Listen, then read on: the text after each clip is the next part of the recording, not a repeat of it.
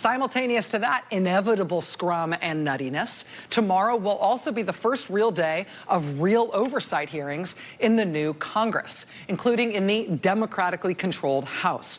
One thing to watch for, the Armed Services Committee tomorrow in the House is going to convene hearings on the situation on the southern border, and specifically the absolutely remarkable, if now somewhat forgotten fact that the president really did deploy thousands of active duty U.S. troops to the U.S. southern border right before the midterm elections, while he was simultaneously making the case that people should vote in the midterm elections on the basis of the terrible security situation at the southern border.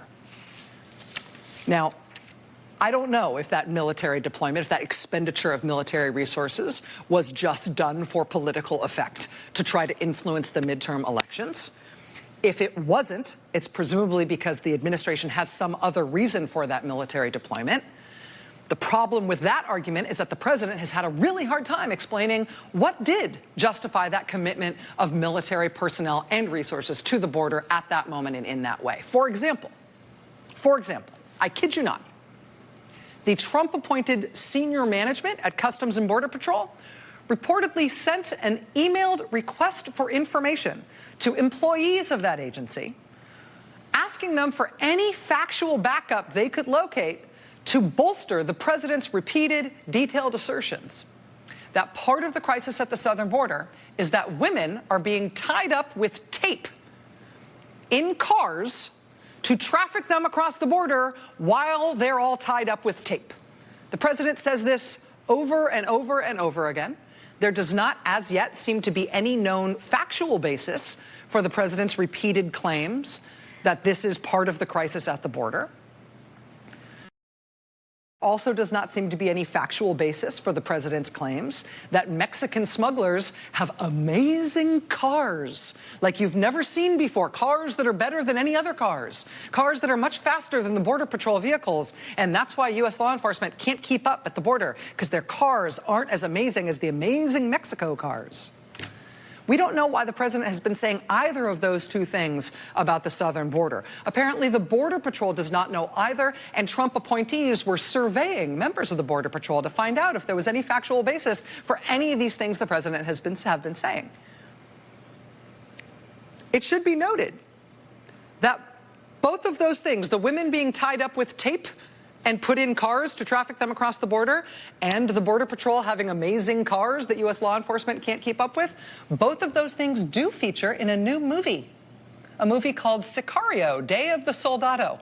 In that film, which is fiction, one of the things that happens is there's a woman taped up in the car. In that same movie, there are also Mexican smugglers with amazing vehicles that are too fast for American law enforcement to keep up with. Also, you know that thing the president keeps saying about the prayer rugs being found in the desert at the border? That's in that same movie, too. Again, all plot points in the same movie, which is fiction. Now, in a normal administration, it would be insane to suggest, to even think about, to even joke about the president of the United States seeing stuff in a movie and him maybe thinking it was real, or at least real enough to justify an actual U.S. military deployment of thousands of active duty U.S. troops to the border. But in this case, women tied up with tape, put in car and driven across border, and the amazing magic Mexican vehicles and the prayer rug thing, they do all appear to be from the same movie rather than from, like, the real world. I mean, is it possible that that is where the president cooked up these justifications for the supposed crisis at the border and the pretense for sending U.S. troops there right before the election? I mean, could that actually happen in real life? I don't know. But for the first time, tomorrow morning, we're about to have actual oversight hearings to try to figure out what exactly that deployment was actually about and whether the president's statements comport with the real reasons that deployment happened. And somehow it is at least comforting to know that somebody may try to take a stab at that. Tomorrow, there's also a really important oversight hearing in the Senate. This is sort of the annual oversight hearing for the intelligence community, and that sounds boring, but what this means in practical terms is that the head of the FBI, head of the CIA, head of the Defense Intelligence Agency, head of the NSA, and the Director of National Intelligence all the heads of all the big intelligence agencies are all going to be there in person all at once, answering questions in open session. And I don't expect any of them to break out in buckets of flop sweat like Acting Attorney General Matt Whitaker did today. The heads of those intelligence agencies will be in Congress tomorrow morning in the Senate, answering questions in public session for the first time since the Helsinki summit between Trump and Putin. Think they might have anything to say about that?